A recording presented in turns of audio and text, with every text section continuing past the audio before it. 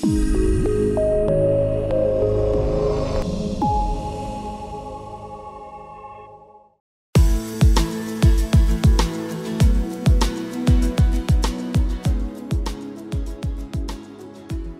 suis balérois, Jean-Paul Kiko.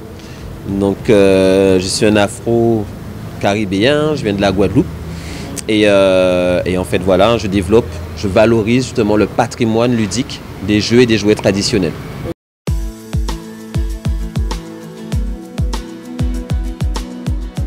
En fait, c'est une thématique que je développe et je travaille là-dessus depuis quand même un certain nombre d'années.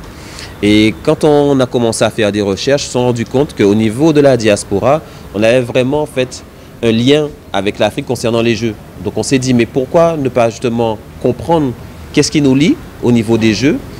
Et puis c'est dans ce cadre-là en fait qu'on a décidé justement de créer d'abord un festival, des activités, des échanges. Et par la suite, on s'est dit, mais on ira plus loin dans la démarche où on va venir présenter à l'université justement les différentes recherches, les différentes étapes et les différentes actions qu'on a pu mettre en place.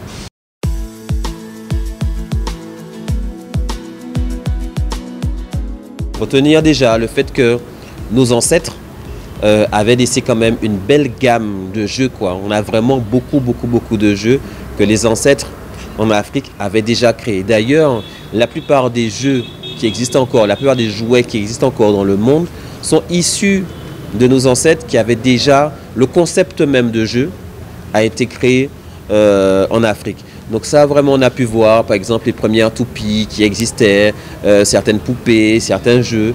Et donc là, déjà, on l'apport scientifique.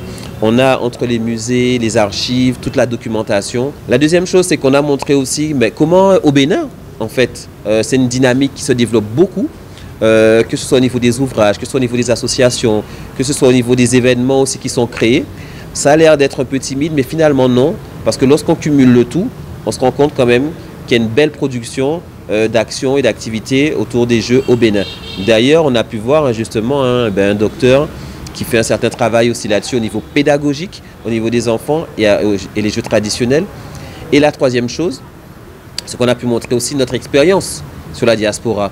Comment nous, en fait, on s'attribue, comment on utilise, comment on exploite les jeux dans notre quotidien, que ce soit avec les enfants, que ce soit avec les aînés, que ce soit au niveau de la santé, que ce soit au niveau du sport. Bref, on essaie d'utiliser les jeux dans toutes les thématiques possibles.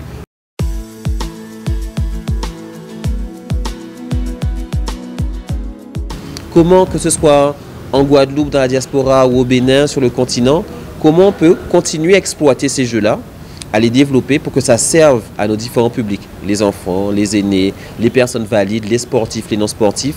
On se rend compte vraiment qu'on peut utiliser les jeux dans beaucoup de cadres et c'est ce qui fait qu'on est là aujourd'hui pour montrer justement cet apport pluridisciplinaire qu'on retrouve dans le monde ludique des jeux traditionnels.